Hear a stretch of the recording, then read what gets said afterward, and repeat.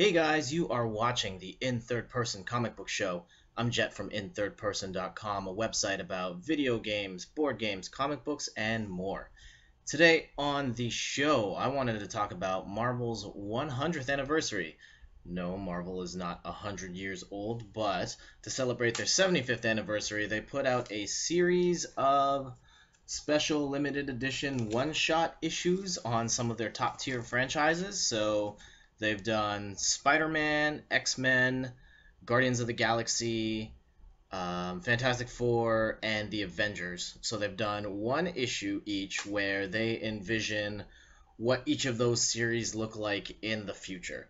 Kind of a neat idea. Just kind of pushing it ahead to celebrate, well, 100. It's not exactly 100 years from now, and not even 25 years from now. It kind of depends on the story that you're reading, or at least from what I've seen. I haven't read all of them, but I have read the X-Men one and the Spider-Man one.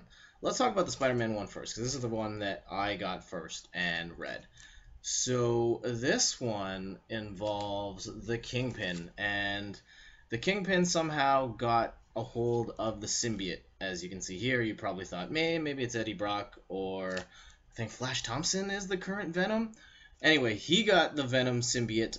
Well, he got the symbiote, and in the future, the symbiote is even smarter, and it has some cool technological advances to it to make it even more of a deadly weapon, and Peter's got to stop him.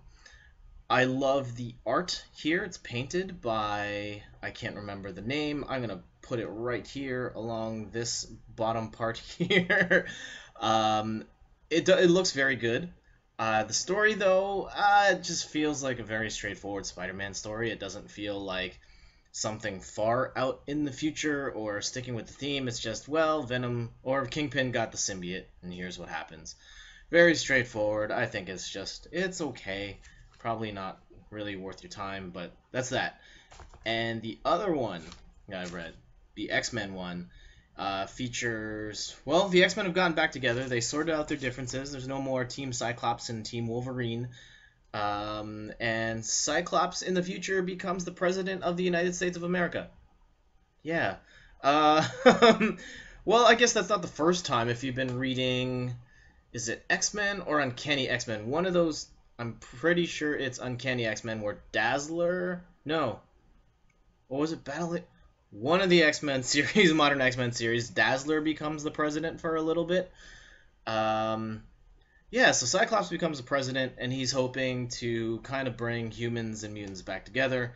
Of course, there are protesters to that whole notion, and Emma Frost goes missing, and stuff happens from there. I think that this one's a little cuter. I kind of like how it ends and kind of don't.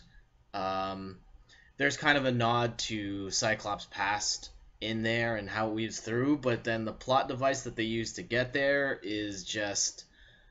If you've been reading X-Men for the last little while, it's just the laziest, easiest thing you could do to just magically change everything. Yeah, I'm not going to spoil it for you because these are still new. This one, it's okay. I like it better than the Spider-Man one, but I don't think either of them are all that great, which I kind of feel like is the... If you're not reading...